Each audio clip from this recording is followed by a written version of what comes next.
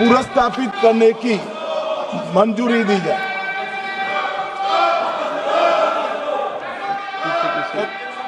कर दिया श्री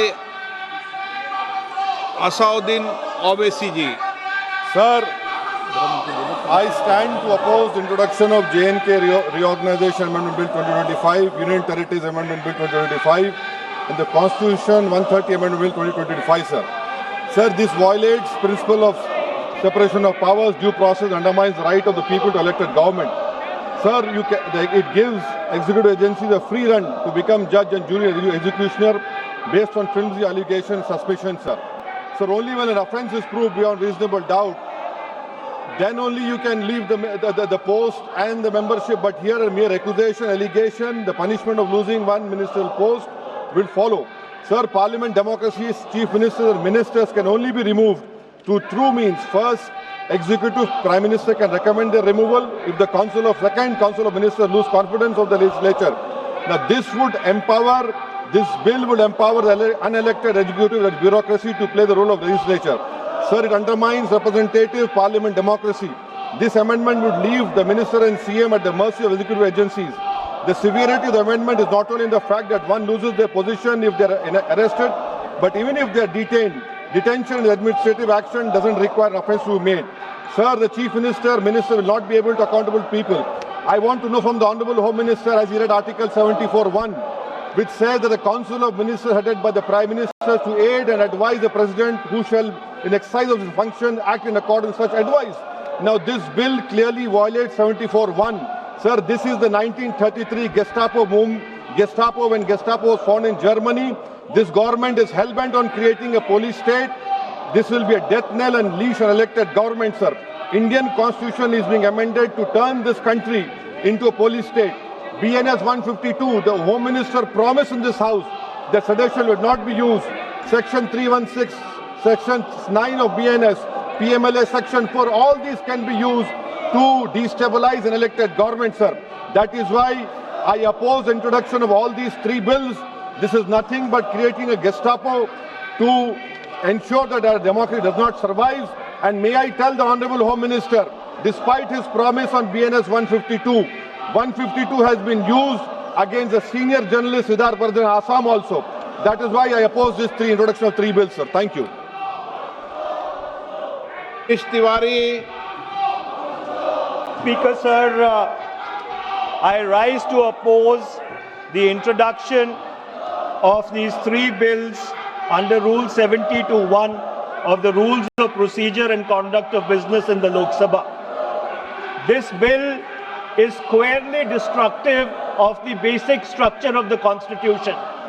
अध्यक्ष महोदय, भारत का संविधान का जो मूलभूत ढांचा है वो ये कहता है कि कानून का राज होना चाहिए. There should be rule of law. और उस rule of law, कानून के राज की बुनियाद है कि आप बेगुनाह हैं जब तक आपका गुनाह साबित नहीं किया जाता. You are innocent until proven guilty. This bill stands that fundamental maxim of jurisprudence on its head.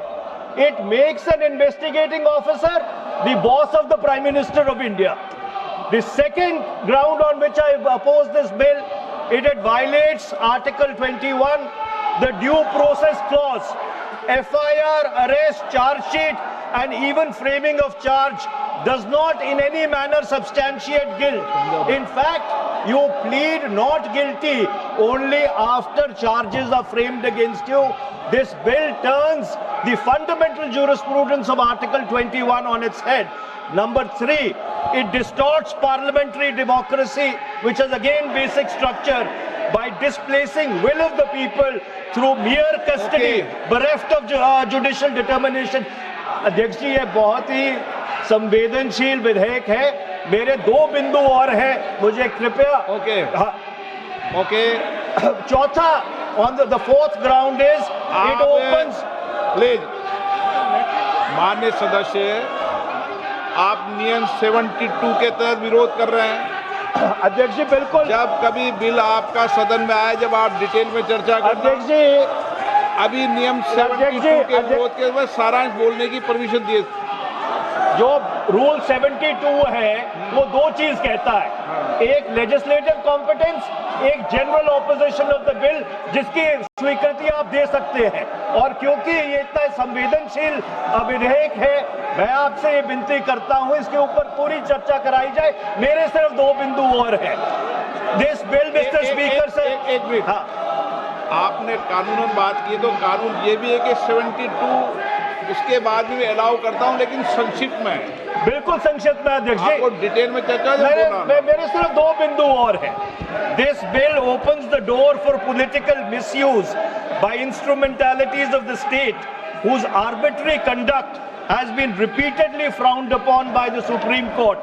And finally, it throws all existing constitutional safeguards to the winds: collective responsibility, judicial review, no confidence motion, and disqualification and conviction. And this makes this amendment excessive, unnecessary and unconstitutional. इसलिए मैं इन तीनों विधेयकों का पुरजोर विरोध करता हूं और गृह मंत्री से मैं ये आग्रह करना चाहता हूं कि ये तीनों विधेयकों को वापस लिया जाए। Shri N.K. Premachandran. Speaker sir, I strongly oppose the bill, 130th Constitutional Amendment Bill, as well as the other two bills I strongly oppose on 4 grounds. So the first ground is the bills are to be introduced according to the rules and procedure of the House. The bill is not circulated among the members. Yesterday after 1 o'clock we have received the copy of the bill, and I would like to know from the Honourable Minister, what is the undue haste and urgency in bringing such a constitutional amendment bill? What is the emergent need of having such a bill? That means the introduction of the bill itself is lacking bona fides. The bill is lacking bona fides. That is why I would like to say that this is with a mala fide intention to destabilize the opposition ruled states in various parts of the country. Number one. एक minute माननीय अध्यक्ष जी, प्रेमचंद्रन जी कह रहे हैं कि जल्दबाजी में लाया गया।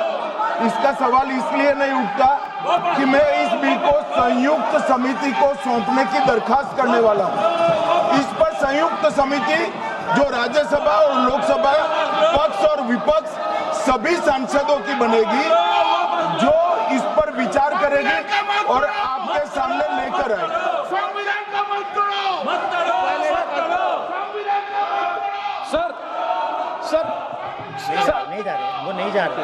Sir, I do agree with the Honourable Minister, but at the same time, the members are having the right to oppose the bill at the time of introduction. This is the legitimate constitutional right of each and every member to oppose the bill at the time of introduction of the bill. That is being curtailed. That is the problem which I am trying to say. And the second one is that is disqualification.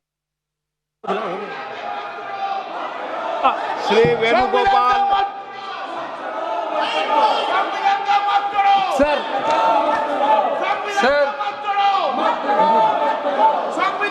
Sir, I rise to oppose the introduction of the Constitutional Amendment Bill 25, the Government of Union Territory. Sir, this bill is to sabotage the federal system of this country. This bill is to sabotage the basic principle of the constitution of this country. Sir, BJP people are telling this bill is to bring morality in politics. Can I ask a question to the Honourable Home Minister? When he was the Home Minister of Gujarat, he had been arrested, sir. Whether he took the morality of that point of time, ये विषय नहीं है, morality of that point of time. गृह मंत्री जी, अब मुझे सुनो जरा, मुझे सुनो गृह मंत्री जी, मुझे सुनो ना, पहले बैठ जाओ। प्लीज। हाँ, गृह मंत्री जी। माननीय अध्यक्ष जी, मैं रिकॉर्ड क्लियर करना चाहता हूं। मुझ पर झूठे आरोप लगाए तब अरेस्ट होने के पहले मैंने नैतिकता के मूल्यों का हवाला देकर इस्तीफा भी दिया, और जब तक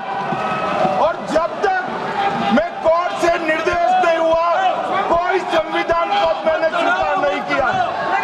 ये क्या सिखाते हैं नैतिकता?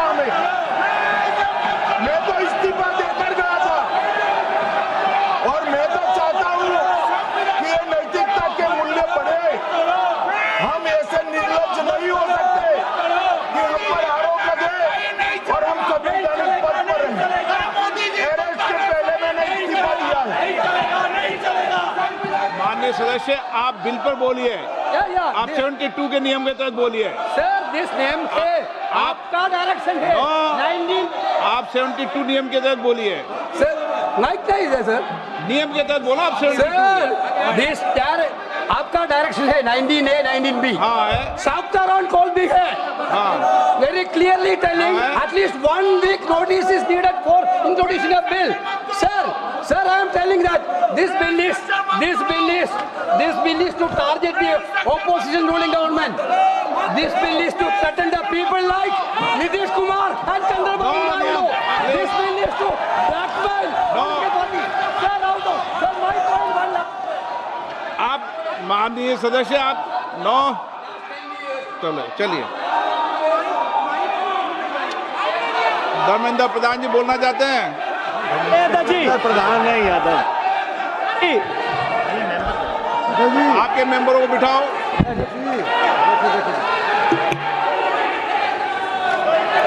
धन्यवाद अध्यक्ष जी। मैं ये जो तीनों के तीनों विधेयक आए हैं, संविधान का 130वां संशोधन विधेयक 2025, 1 मिनट, संघ राज्य विधेयक, देश देख रहा है आपको, संघ राज्य शासन विधेयक विरोध कर 2025, रहे हो। जम्मू ये देश कश्मीर देख रहा है। पुनर्गठन विधेयक 2025, इन तीनों का माननीय अध्यक्ष जी अपनी पार्टी, अपने नेतागण अखिलेश जी की ओर से पुरजोर विरोध करता हूं। और विरोध इसलिए करता हूं माननीय गृह मंत्री जी, बहुत नैतिकता की बातें कर रहे हैं आपने भाषण दिए थे चक्की पी सिंह महाराष्ट्र में, जिनको लेके डिप्टी सीएम बना के घूम रहे हैं आप। इसलिए अध्यक्ष जी मैं इस मौके पर कहता हूं ये बिल संविधान विरोधी, मूल अधिकार विरोधी, न्याय विरोधी।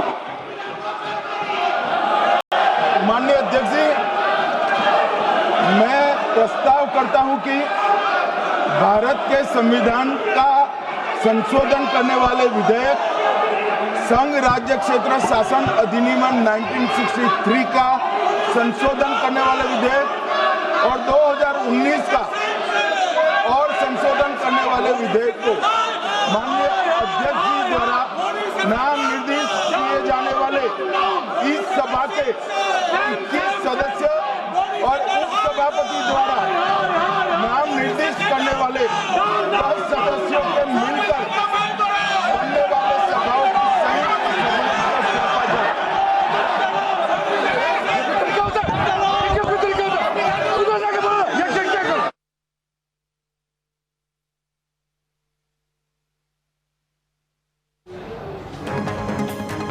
देखुं 130तम संविधान संशोधन बिल आगत होईची लोकसभा रे। वर्तमान समय विरोधी आपको संपूर्ण भाव विरोध करुछंती।